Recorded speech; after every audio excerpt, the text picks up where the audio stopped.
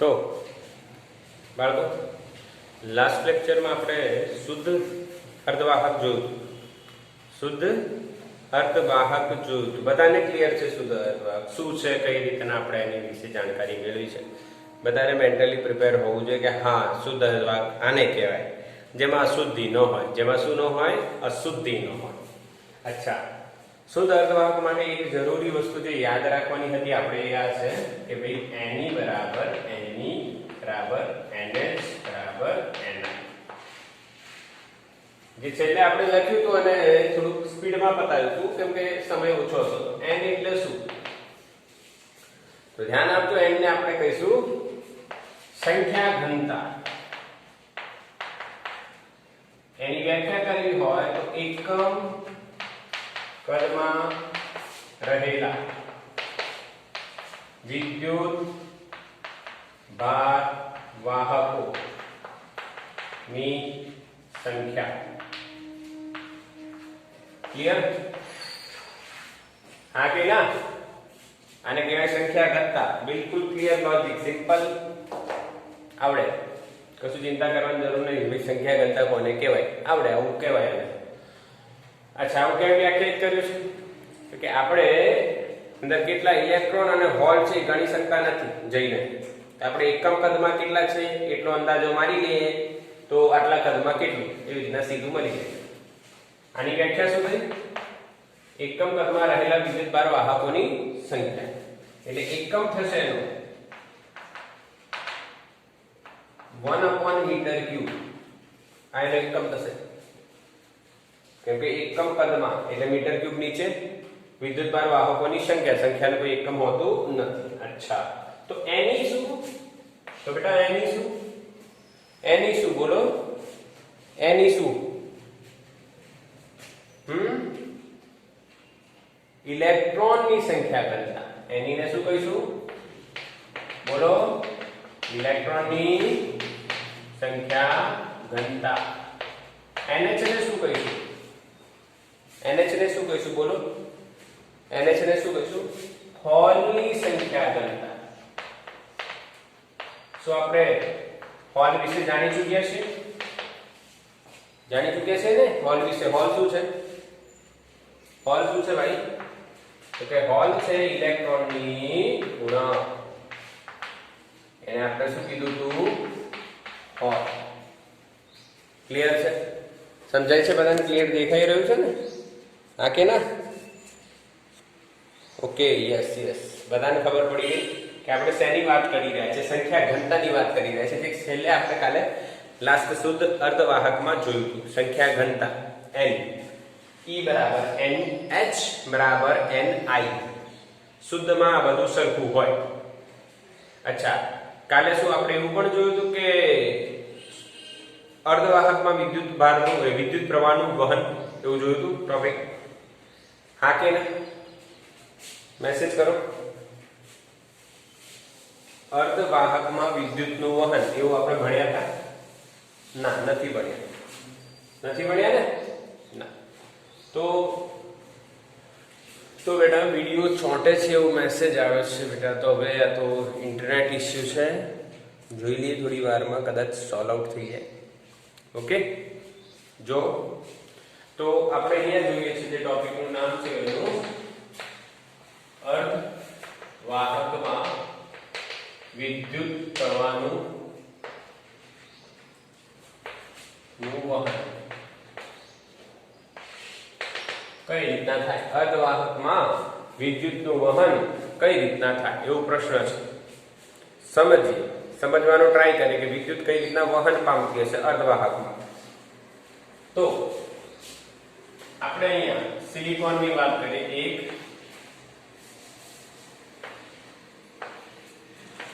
ત્રણ જ લઈશું, ચાર બી લઈ શકો છો ડિટેલમાં સમજવું હોય.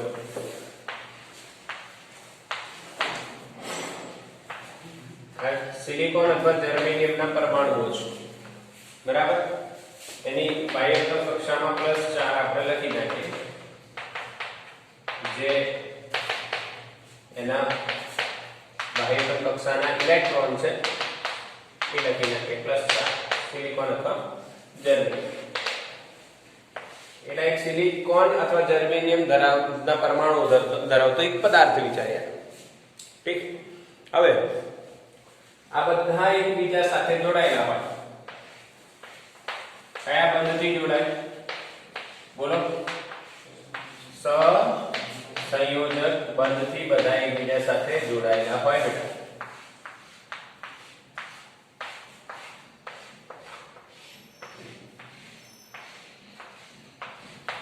આવી રીતના જોડાયેલા અને એક એક ઇલેક્ટ્રોનની ભાગીદારી કરેલી હોય. તો માની લો આના આપણે 4 ઇલેક્ટ્રોન અહીંયા દર્શાવીએ. આના 4 ઇલેક્ટ્રોન છે તો સિમિલરલી અહીંયા આના 4 ઇલેક્ટ્રોન પણ હશે. સિમિલરલી આનો ઇલેક્ટ્રોન હશે, આનો ઇલેક્ટ્રોન હશે. આ રીતના ભાગીદારી થયેલી હોય. આનો એક ઇલેક્ટ્રોન, આનો એક ઇલેક્ટ્રોન. હું બધા નથી બતાવતો, ખાલી આ મિડ પોર્શનનો હું બતાવીશ. ઉપર બી તમે સમજી શકો છો, કાં તો મારે બતાવવા હોય તો બતાવી શકું છું. અહીંયા એક ઇલેક્ટ્રોન હશે, અહીંયા એક ઇલેક્ટ્રોન હશે, એક અહીંયા હશે, એક અહીંયા હશે. આમ તમે બતાવી શકો છો. એક એક ઇલેક્ટ્રોનની ભાગીદારી બતાવી શકો. ક્લિયર ને? સમજાય છે મેં શું કરી રહ્યો છું? હા કે ને બેટા?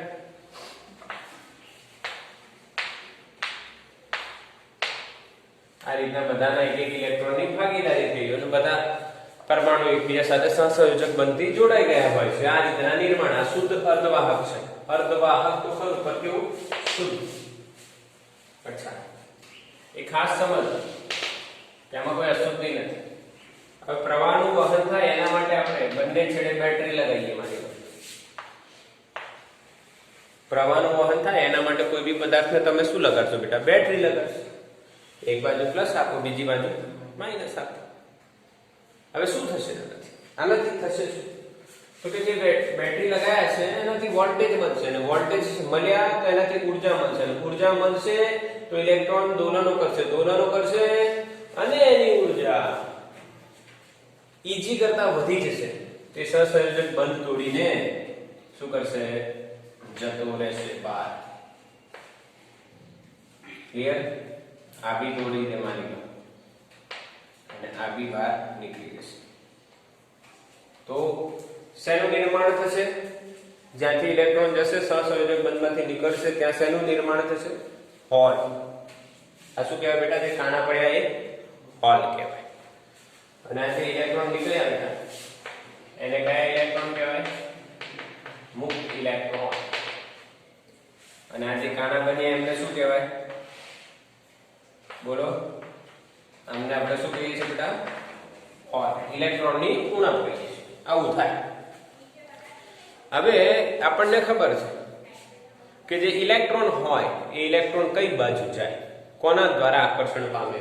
પ્લસ છેડા કે માઇનસ છેડા? ઇલેક્ટ્રોન કોના દ્વારા આકર્ષણ પામે? માઇનસ દ્વારા. Okay, very good. કઈ જગ્યાએ શીખ્યા તમે આવું જબરદસ્ત લોજિક? ઇલેક્ટ્રોન નું આકર્ષણ કોની જોડે થાય છે? કે માઇનસ જોડે. ઊંઘમાં છે બેટા? ઇલેક્ટ્રોન નું આકર્ષણ થાય પ્લસ જોડે. એટલે મુક્ત ઇલેક્ટ્રોન ની ગતિ ધન તરફ હોય. એટલે આપણે એમ લખી શકીએ કે જે તીર માર્યું એ બાજુ કોણ જશે? મુક્ત ઇલેક્ટ્રોન. એ બાજુ કોણ જશે? મુક્ત ઇલેક્ટ્રોન જશે. સમજ પડે? કોણ જશે? મુક્ત ઇલેક્ટ્રોન. એટલે પ્રવાહનું નિર્માણ થશે. કોનું નિર્માણ થશે? પ્રવાહનું નિર્માણ થશે. ઇલેક્ટ્રોન ગતિ કરે, વિદ્યુતભાર ગતિ કરે તો પ્રવાહનું શું થાય? નિર્માણ. એટલે ઇલેક્ટ્રોનના કારણે આપણને પ્રવાહનું નિર્માણ દેખાશે. ઠીક છે, સમજી ગયા. પરંતુ અહીંયા એક ઘટના બીજી જોવા મળી. કઈ ઘટના? ધ્યાન આપજો. આ ઘટના સમજવા જેવી છે. આ જે છે બંધિત ઇલેક્ટ્રોન કહેવાય અને આ શું કહેવાય? હોલ. આ બંધિત ઇલેક્ટ્રોન ઊર્જા મેળવે, અહીંયાથી નીકળે અને અહીંયા એન્ટ્રી મારી દે એટલે પાછો બંધિત થઈ જાય. સમજ્યા કે નહીં સમજ્યા? બંધિત ઇલેક્ટ્રોન એક જગ્યાએથી નીકળ્યો અને બીજી જગ્યાએ પાછો બંધાઈ જાય. આ તો કેવું કે તમે એક જગ્યાએથી બચીને નીકળો કે અહીંયા બહુ કામ કરવું પડશે. હા, 12મા ધોરણના માની લો તમે ટ્યુશન રખાવો કે સ્કૂલમાં જાઓ, કોઈ ઇન્સ્ટિટ્યૂટમાં જાઓ, ગમે ત્યાં જાઓ, તમે ગયા, તમે ત્યાં એટેન્ડ કર્યું અને બહુ કામ આપ્યું તો તમને એવું લાગે કે અઘરું છે, અહીંયા તો બંધ થઈ જશે, તો તમે છટકીને બીજે જાઓ. હવે બીજે સેમ છે કે ભાઈ તમારે જો સારા માર્ક લાવવા હોય તો બંધાવવું પડે, વધારે કામ કરવું પડે, એટલે બીજે બંધ થઈ જાય. એટલે આ એવી વાત છે. આ ઇલેક્ટ્રોન અહીંયા બંધિત હતો, અહીંથી ગયો અહીંયા બીજા હોલમાં એન્ટ્રી મારી દીધી એટલે ત્યાં બંધિત થઈ ગયો. આવું થયું. હવે અહીંયા હોલ પડ્યો ખાલી. આ ઇલેક્ટ્રોન માની લો મુક્ત બને છે, આ ઇલેક્ટ્રોન માની લો મુક્ત બને છે, આ અહીંયા છે. એટલે આમ બંધિત ઇલેક્ટ્રોન પણ ધન તરફ ગતિ કરે છે. તો આપણે એમ કહી શકીએ આ દિશામાં કોની ગતિ છે? બંધિત ઇલેક્ટ્રોનની પણ ગતિ છે ભાઈ. એટલે તમે એમ કહી શકો કે શુદ્ધ અર્ધવાહક હોય અથવા કોઈ બી અર્ધવાહક હોય, સિલિકોન અને જર્મેનિયમની વાત છે, તો એમાં જે પ્રવાહનું નિર્માણ થાય છે એ કોના કારણે થાય છે? કોની ગતિને કારણે થાય છે? મુક્ત અને બંધિત ઇલેક્ટ્રોનની ગતિના કારણે થાય છે. એટલે બંનેના કારણે થાય છે એવું આપણે કહી શકીએ. ખબર પડે? એવું કહી શકાય. પરંતુ આપણે અહીંયા જો લખીએ કે ભાઈ અર્ધવાહકમાં વિદ્યુત પ્રવાહ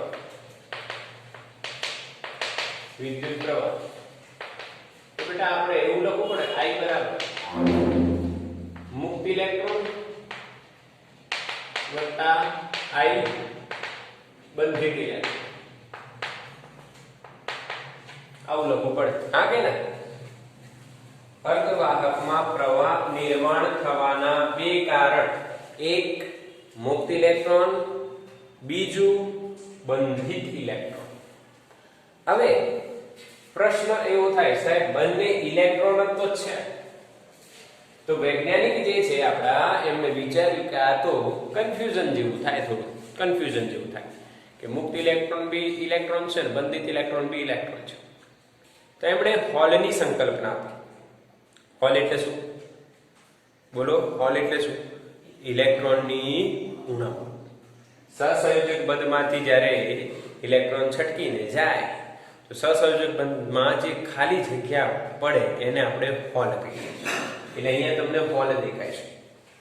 હવે તમે એક વસ્તુ વિચારો કે જે બંધિત ઇલેક્ટ્રોન છે એ આમ જાય છે, તો જે ખાલી જગ્યા પડે એ આમ જાય છે, એવું કહી શકાય ને? અને તમે કઈ રીતના વિચારી શકો કે તમે એક બેન્ચીસ છે સ્કૂલમાં અને 4 જણ તમે બેઠા છો, ઓકે? હવે એમાંથી એક છેડાનો બાળક ઊભો થઈને જાય તો બધા એક આમ ગયો, આમ ગયો, આમ ગયો, બધા બાજુ ખસ્યા. સમજો? આ 4 જણ છે, અહીંયા 4 જણ બેઠા છે, સમજી લેજો. માની લો અહીંથી જતો રહ્યો તો અહીંયા શું બન્યું? હોલ.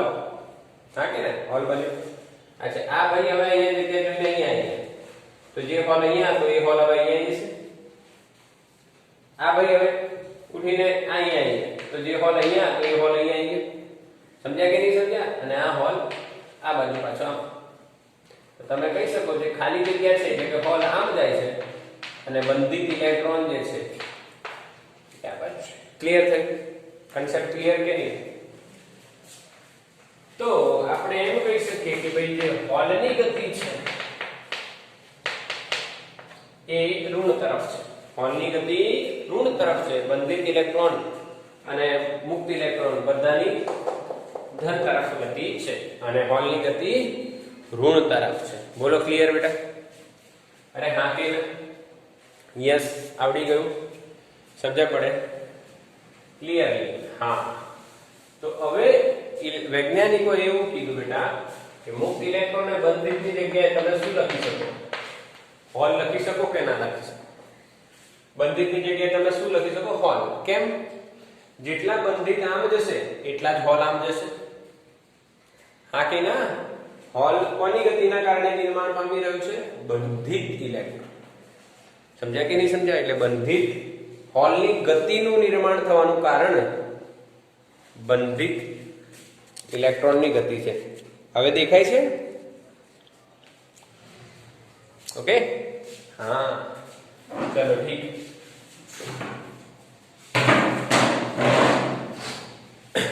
ઓકે, ચલો ઠીક. અહીંયા સમજી.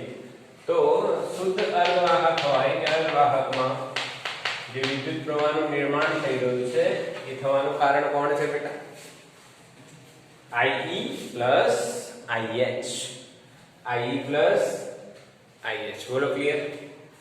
તો આ શું ભણ્યા આપણે બેટા કે ભાઈ અર્ધવાહકમાં વિદ્યુતનું વહન કઈ રીતના થતું હશે અને એમાં જે કુલ પ્રવાહ છે એ ઇલેક્ટ્રોનના કારણે નહીં, કોના કારણે? ઇલેક્ટ્રોન અને હોલ બંનેના કારણે છે. સમજાઈ ગયું? બિલકુલ ક્લિયર? અંદર સુધી દિમાગમાં બેઠું? આને કહેવાય અર્ધવાહકમાં વિદ્યુત પ્રવાહ કઈ રીતના નિર્માણ. એક બીજી વસ્તુ તમને બતાવું છે.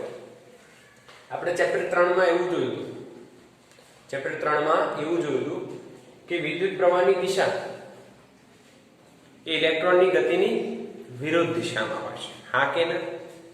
અને તે સમયે મેં તમને કીધું હતું કે આ રૈવાજિક વિદ્યુત પ્રવાહની દિશા આપણે લઈએ છીએ.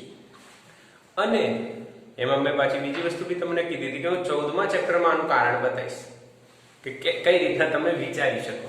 તો તમે અહીંયા જોઈ શકો કે ખરેખર ઇલેક્ટ્રોન જાય છે આમ, તો પ્રવાહની દિશા લેવામાં આવે છે એ કોની દિશામાં લેવામાં આવે છે? હોલ. એવું કહી શકાય. બટ આ વસ્તુ યાદ રાખજો કે ઇલેક્ટ્રોનની દિશાની વિરુદ્ધમાં જ વિદ્યુત પ્રવાહની દિશા આપણે લઈએ છીએ. ક્લિયર છે? ત્રીજા ચેપ્ટરમાં અહીંયા બી આપણે એ વસ્તુ છે, ઇલેક્ટ્રોન અને હોલ ભેગા મળીને વિદ્યુત પ્રવાહનું નિર્માણ કરે છે. સ્ક્રીનશોટ લો બેટા ફટાફટ.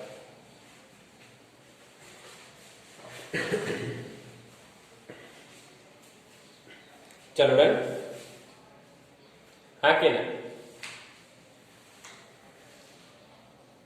ક્લિયર? જલ્દી કરો. ના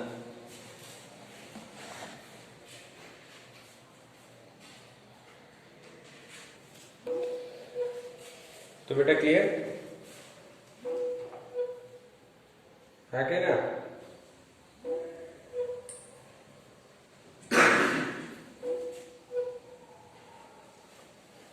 क्लियर है ना? बिल्कुल. मैंने हटे दिया हमें कि भाई अर्थवाहकમાં તમને વિદ્યુતનું વહન કઈ રીતના થાય એ આવડી ગયું. હવે આપણે વાત કરીએ ભાઈ અર્ધવાહકમાં વિદ્યુતનું વહન થઈ ગયું, તો હવે શુદ્ધ અર્ધવાહકથી અશુદ્ધ અર્ધવાહક તરફ જઈએ. અર્ધવાહક કેવું? અશુદ્ધ. હવે એક પ્રશ્ન એવો થાય કે સાહેબ શુદ્ધ થી અશુદ્ધ કેમ જાય? પહેલો પ્રશ્ન એવો કે ભાઈ શુદ્ધ થી અશુદ્ધ કેમ?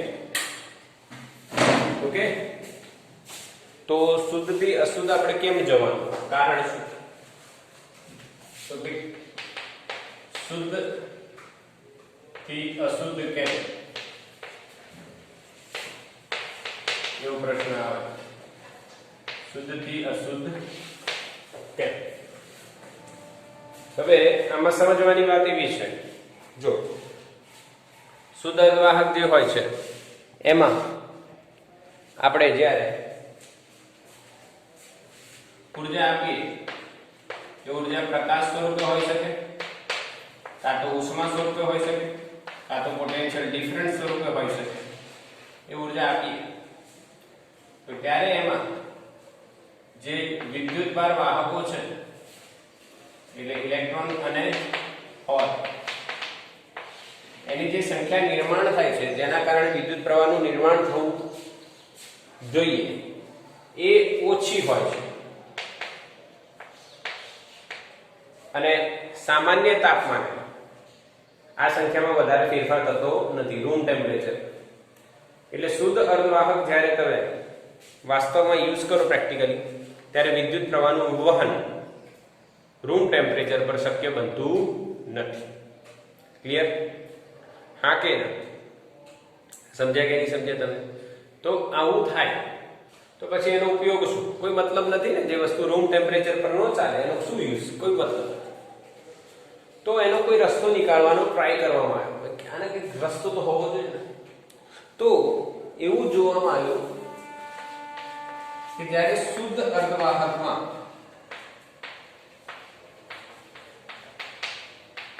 યોગ્ય પ્રમાણમાં અશુદ્ધિઓ ઉમેરવામાં આવે ત્યારે રૂમ ટેમ્પરેચર પર વિદ્યુત પ્રવાહ સરળતાથી નિર્માણ પામે. એનો મતલબ રૂમ ટેમ્પરેચર પર ઇલેક્ટ્રોન હોલના જોડકા વધી જાય છે, સંખ્યા વધી જાય છે. પરંતુ એવું શેમાં થાય છે? જ્યારે શું ઉમેરીએ? અશુદ્ધિ ઉમેરીએ તો જ આવું થાય.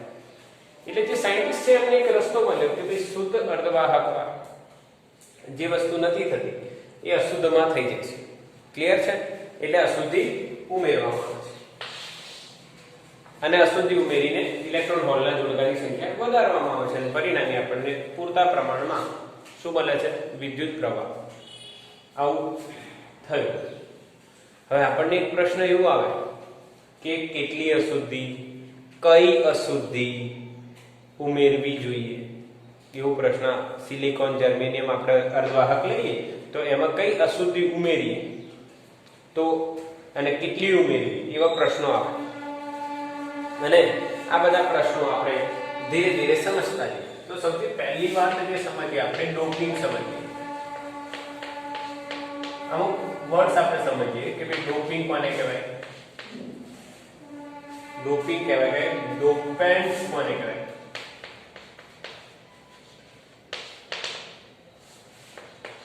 Doping and dopants. અને એક હજુ આવે, શું આવે? ફાઇનલ વર્ડ એક હજુ આવે. હા, એક લાસ્ટ આવે ડોપ્ડ. ત્રણ સમજવાના છે આપણે વર્ડ: ડોપિંગ, ડોપેન્ટ્સ એન્ડ ડોપ્ડ. તો સૌથી પહેલી ડોપિંગ ની વાત કરીએ તો કે બેટા આ માની લો શુદ્ધ અર્ધવાહક છે. હવે શુદ્ધ અર્ધવાહક હોય અને એમાં વિદ્યુત પ્રવાહનું વહન ઓછું થતું હોય તો એને વધારવા માટે એમાં આપણે અમુક અશુદ્ધિ ઉમેરવાની છે. તો એ અશુદ્ધિ ઉમેરવાની પ્રક્રિયા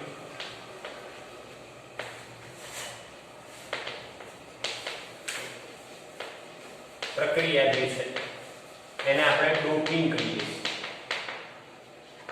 યોગ્ય પ્રમાણમાં અશુદ્ધિ ઉમેરવાની જે પ્રક્રિયા છે એને આપણે ડોપિંગ કહીએ છીએ.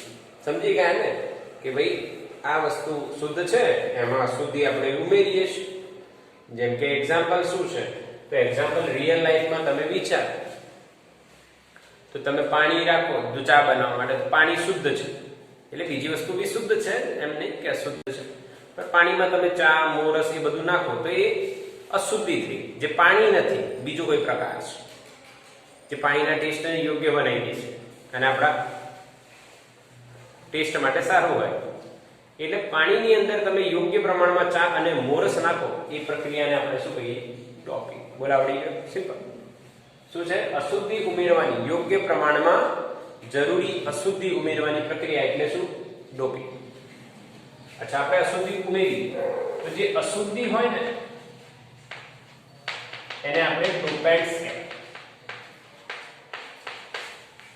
ડોપેન્ટ્સ. જે અશુદ્ધિ આપણે અંદર નાખવાના છીએ એને આપણે શું કહીએ છીએ બેટા? ડોપેન્ટ્સ. ઓકે. જેમ કે આપણે એક્ઝામ્પલ છે પાણી એ શુદ્ધ અર્ધવાહક છે, એમાં આપણે ચા અને મોરસ નાખીએ તો આ પ્રક્રિયાને આપણે શું કીધું? ડોપિંગ.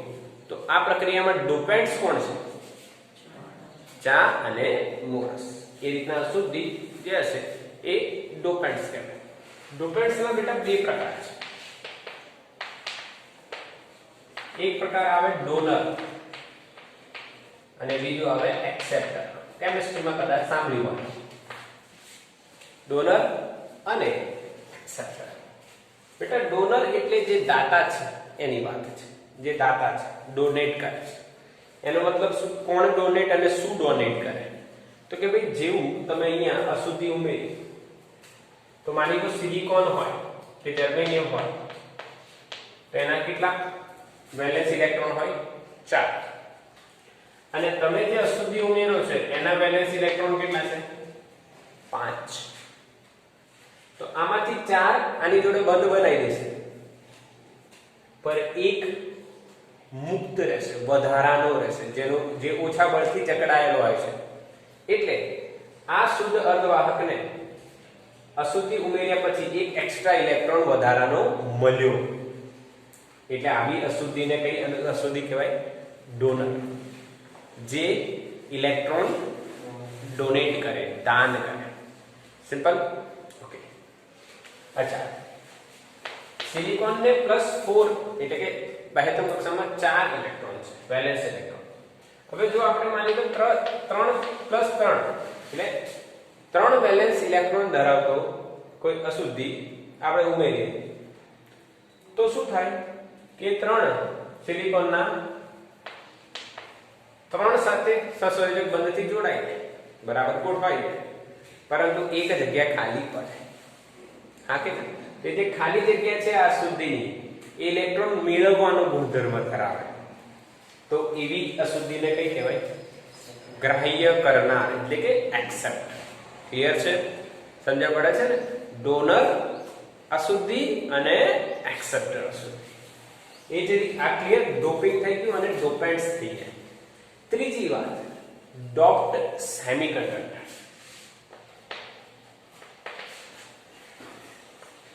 બેટા ડોપ્ડ સેમિકન્ડક્ટર એટલે શું? તો કે જો જે શુદ્ધ હતો એમાં આપણે અશુદ્ધિ ઉમેરી અને તૈયાર થયું, એને આપણે શું કહીશું?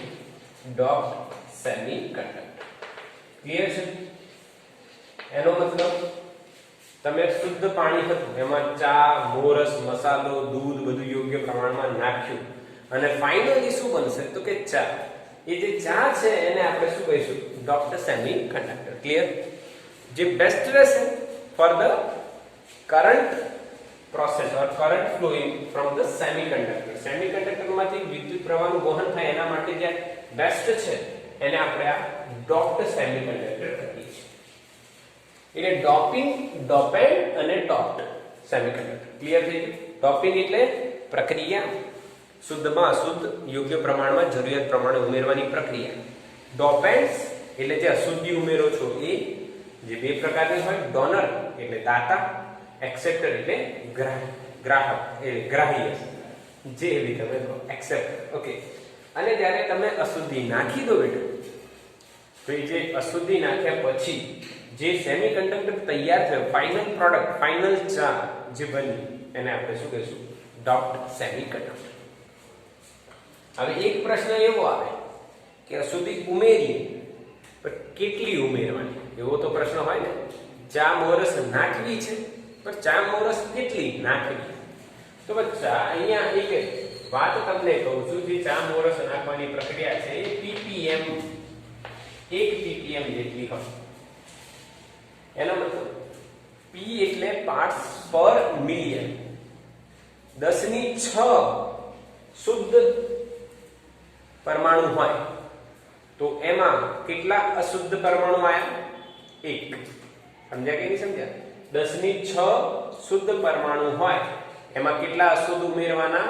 1 અશુદ્ધ ઉમેરવાની પ્રક્રિયાને આપણે કહીએ છીએ 1 ppm જેટલી અશુદ્ધિ ઉમેરવાની. 1 પાર્ટ પર મિલિયનમાં. મિલિયન એટલે મેગા અને મિલિયન સરખા છે એવું યાદ રાખવા માટે, કેમ કે તમે જ્યારે ઘણીવાર સાયન્સમાં ભણશો ને ત્યારે બ્રિટિશ શબ્દોનો યુઝ થાય. જેમ કે તમે YouTube પર અત્યારે વાત કરો તો કે તમારા મિલિયન સબસ્ક્રાઇબર છે, બિલિયન છે, મિલિયન ને બિલિયન આ બ્રિટિશ પદ્ધતિ છે. મિલિયન એટલે 10⁶, પછી મિલિયન પછી આવે બિલિયન એટલે 10�3 વધારે દેવાની, 10⁹ આ રીતના 10⁶ અને 10�3. મિલિયન એટલે 10�6. હવે આ યાદ કઈ રીતના રાખો? તો આપણે જે યાદ રાખીએ છીએ કે ભાઈ 10�3 એટલે કિલો, 10�6 એટલે મેગા. તો યાદ રાખવાનું મેગા અને મિલિયન સરખા મૂલ્ય ધરાવે છે. મેગા અને મિલિયન. ક્લિયર થઈ ગયું? ઓકે. તો આ રીતના આપણે અશુદ્ધિ ઉમેરવાની પ્રક્રિયા અને અશુદ્ધિ કેમ ઉમેરવી એ જાણીએ. તો નેક્સ્ટ જે લેક્ચર રહેશે કે ટોટલી અશુદ્ધ અર્ધવાહક. એક વસ્તુ બીજી કહી દઉં તમને કે આપણે બે પ્રકારના અર્ધવાહક બનવાના છે, શુદ્ધ અને અશુદ્ધ. અને આને ઇન્ટ્રિન્સિક અને એક્સટ્રિન્સિક પણ કહેવાય. બાહ્ય અને આંતરિક અર્ધવાહક. શુદ્ધ હોય એને ઇન્ટ્રિન્સિક કહેવાય અને અશુદ્ધ હોય એને એક્સટ્રિન્સિક કહેવાય. એક્સટ્રિન્સિક, ઇન્ટ્રિન્સિક અને એક્સટ્રિન્સિક. તો નેક્સ્ટ લેક્ચરમાં બેટા આપણે શું ભણવાના છે? ડિટેલમાં શું ભણીશું? અશુદ્ધ અર્ધવાહક. ઓકે, ચલો આનો સ્ક્રીનશોટ લઈ લો.